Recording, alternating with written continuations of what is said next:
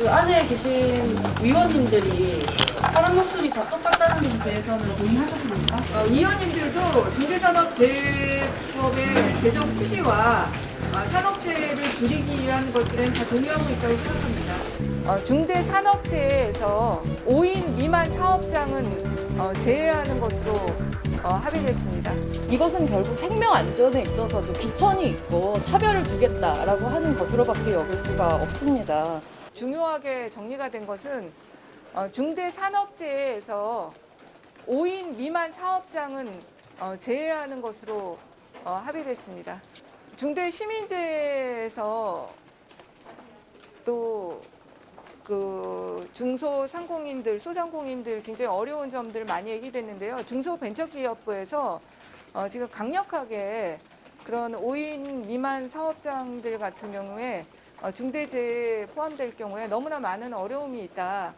이것들을 굉장히 많이 주장을 했고요.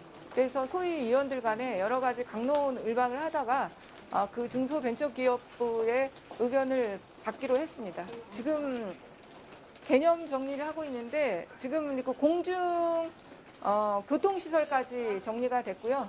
그 다음부터 다시 논의할 예정입니다.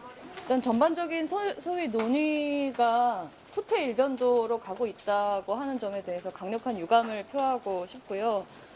가장 최악인 부분은 후퇴는 5인 미만 사업장 전체를 적용을 제외하는 방식으로 논의가 진행되고 있다는 점입니다. 이렇게 가면 이거는 중대재해 예방을 하겠다는 게 아니라 중대재해를 차별하겠다는 법밖에 될 수 없습니다. 5인 미만 재해 사망 비율이 전체 가운데에서 20%에 달하고 연간 2,000명 중에서 400명입니다. 또 사업 채수 비율 중에서는 79.8%, 전체 종사자 비율 가운데 5인 미만 사업장은 40%에 달하는데요. 여기에서 이 법에 적용해서 5인 미만 사업장을 배제하겠다고 하는 거는 이런 노동자들의 상당수를 배제하겠다라고 하는 것이고, 이것은 결국 생명 안전에 있어서도 귀천이 있고 차별을 두겠다라고 하는 것으로밖에 여길 수가 없습니다.